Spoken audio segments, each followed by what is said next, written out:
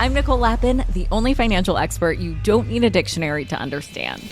It's time for some Money Rehab.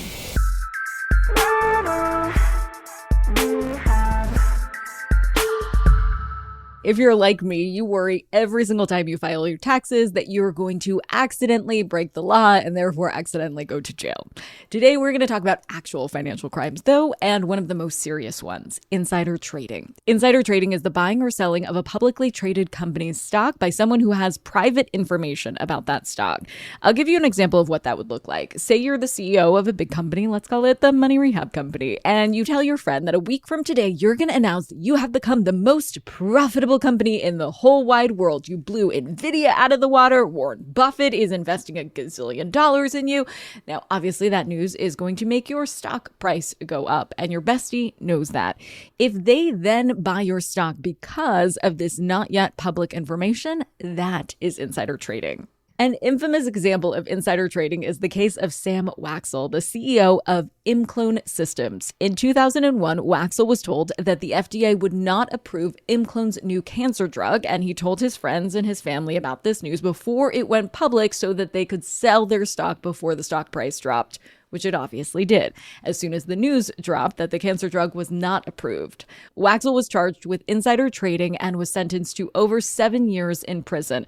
Oh, and by the way, one of those friends that Waxel told, Martha Stewart. Yep, Stewart actually allegedly received this intel from her broker at Merrill Lynch, but also Sam Waxel had dated Martha Stewart's daughter, so maybe that had something to do with it. But in any case, Martha Stewart stole $230,000 in ImClone shares a day before the FDA announcement came out. And this is the case that landed Martha Stewart in prison for 5 months. But let me blow your mind for a sec. Insider trading can actually be totally legal when conducted transparently and according with the rules set by the Securities and Exchange Commission or the SEC. However, it becomes illegal when it breaches the duty of trust and confidence while benefiting from undisclosed financial information. Because think about it, there needs to be a legal way for the C-suite to sell their own stock. Typically, when you're the CEO of a publicly traded company, you get a big old compensation package that involves equity in the company you're CEOing. But as you know, money rehabbers, you can't technically make money from a stock until you sell it. So that presents a problem. C-suite execs should be able to profit from the companies that they're pouring their hearts and souls into, but they're privy to all the information about the company, the good and the bad. And if they use that information to buy or sell the stock at a profitable time, well, that is not fair.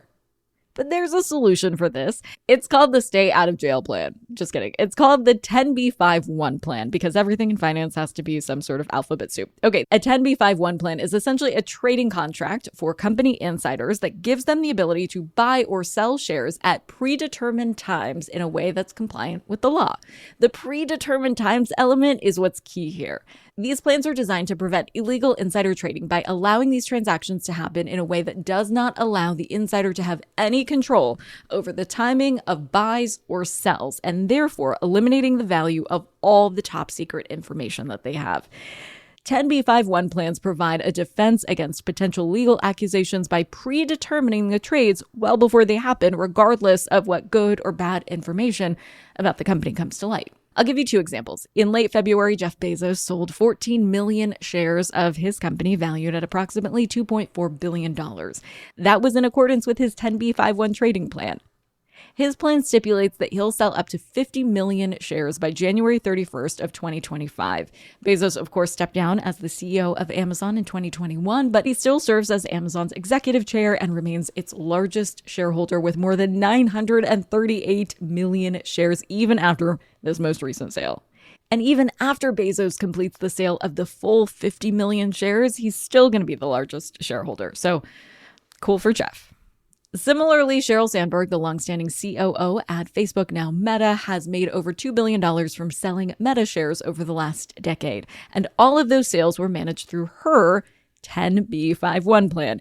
Interestingly, she sold 92% of her shares, which is a pretty significant amount of stock to shed. She said her rationale was wanting to free up money for diversification and philanthropy. And I am all for diversification and philanthropy, but I probably wouldn't have given up that much Meta stock. But To each her own. These are just two examples, but every C-suite exec at a public company has to do some form of this through a 10b5-1 plan.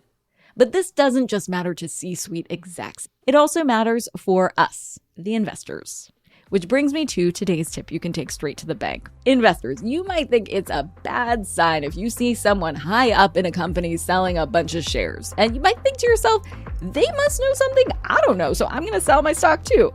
But no, these transactions aren't necessarily signaling a lack of faith in the company. They could be the result of careful planning and are often very personal. So don't use legal insider trading as an indication for the company's real stock value. Use your Money Rehab analysis. And if you're a newbie to this show, I've linked some helpful stock analysis episodes in the show notes.